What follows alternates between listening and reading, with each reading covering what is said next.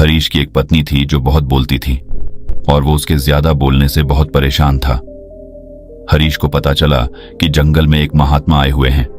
वह अपनी पत्नी को उनके पास लेकर जाता है और कहता है कि मुनिवर, कृपा करके आप इसे समझाइए, ये बहुत बोलती है। मेरे मना करने के बाद भी इसका दिन भर इसका मुंह चलता ही रहता है। मैं इसे कितना समझाता हूं कि कम बोलाकर चुप रहना सीख, लेकिन नहीं, और हर बार इसकी वजह से लड़ ढाई होती है। महात्मा मुस्कुराए और बोले, मैं तुम्हें इस बात को एक कहानी की मदद से समझाता हूं। मेरा गुरु का एक शिष्य था जो बहुत बोलता था। वह हर समय इधर उधर की बातें करता था और कभी शांत नहीं रहता था। जब वह दान लेने के लिए जाता तो हर घर से एक नई कहानी लेके आता और आश्रम के दूसरे शिष्यों को सुनाता, और एक शिष्य की दूसरे से बुराई करता, चुगली करता और दूसरों के सामने अच्छा बनने का प्रयास करता और खुद के मुंह से ही खुद की तारीफ करता रहता और हमेशा खुद को गुरु के सामने सबसे बुद्धिमान और उत्तम साबित करने का प्रयास करता। वह खुद को सभी शिष्यों से अलग और श्रेष्ठ मानता था। उसका कहना था कि मैं एक अमीर घर का बालक, अगर मैं चाहता तो एक आरामदायक और सुविधाओं से भरा जीवन जी सकता, लेकिन मैं वह सब छोड़ कर यहाँ आ गया क्योंकि मुझे खोज करना, खुद को जानना है, जीवन को जानना है। एक दिन गुरु ने आश्रम के सभी शिष्यों को बुलाकर कहा, आप सभी को अगले 1 महीने के लिए कोई न कोई संकल्प लेना होगा। इससे आपकी संकल्प शक्ति मजबूत होगी और आप में आत्मशक्ति का संचार होगा।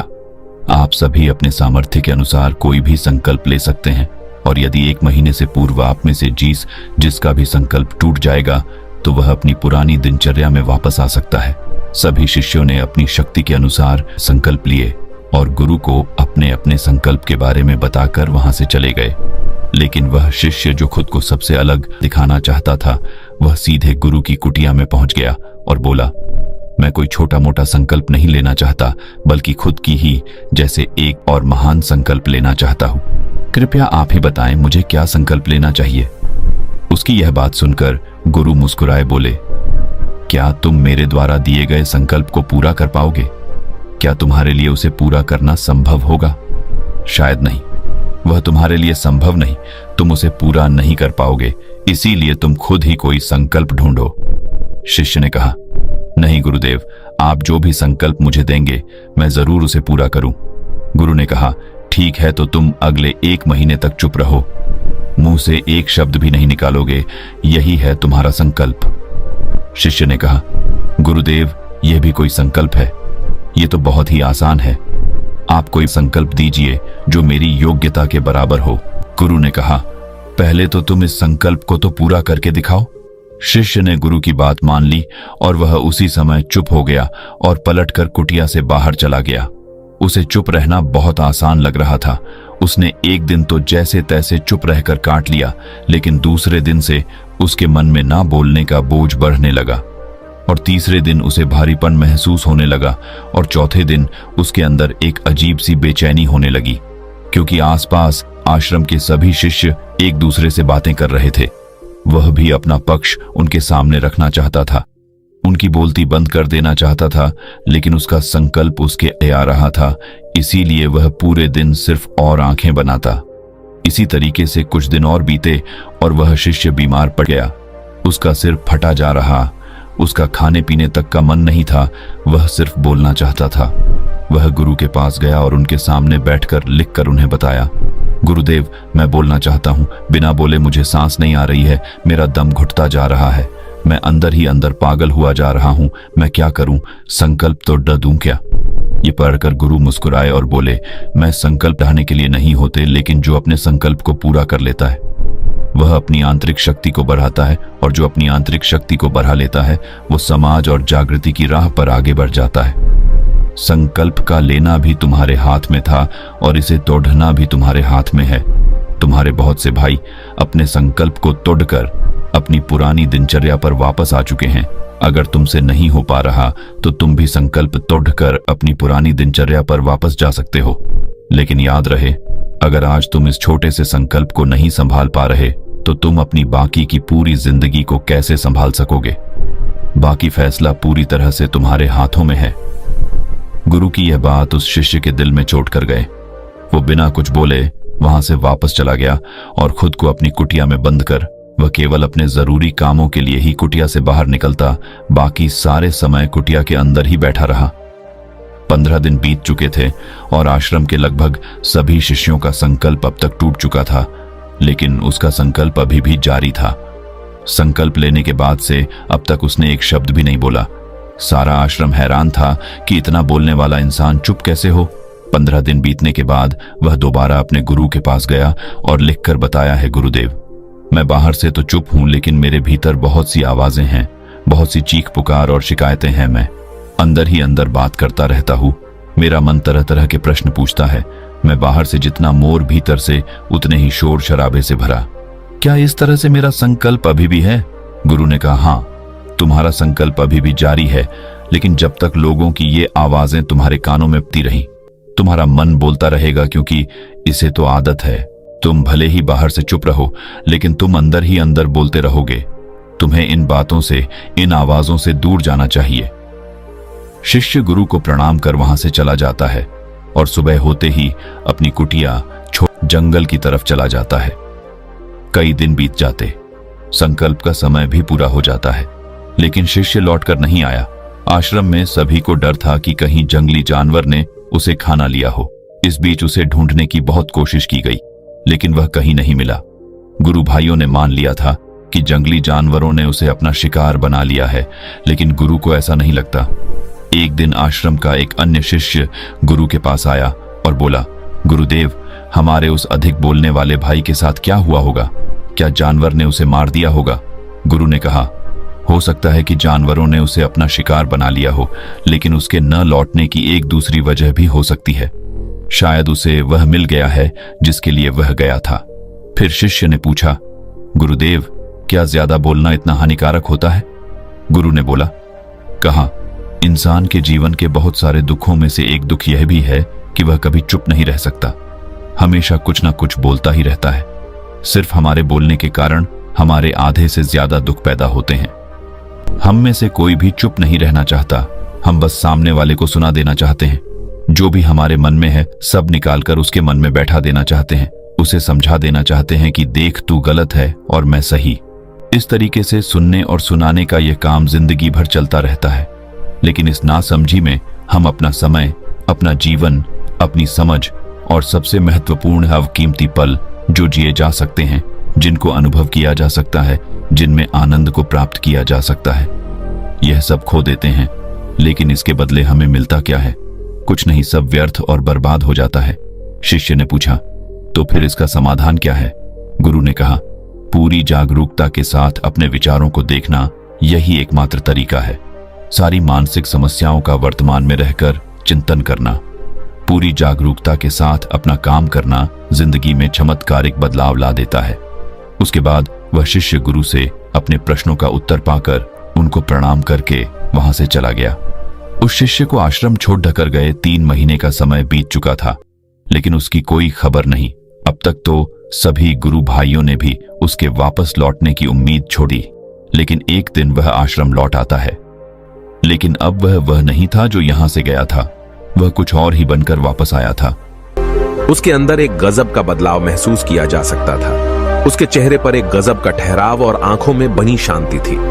आश्रम में आते ही सभी गुरु भाइयों ने उसे चारों तरफ से घेर लिया और बातें करने लग गए। वह भी अपने गुरु भाइयों से बातें करने लगा।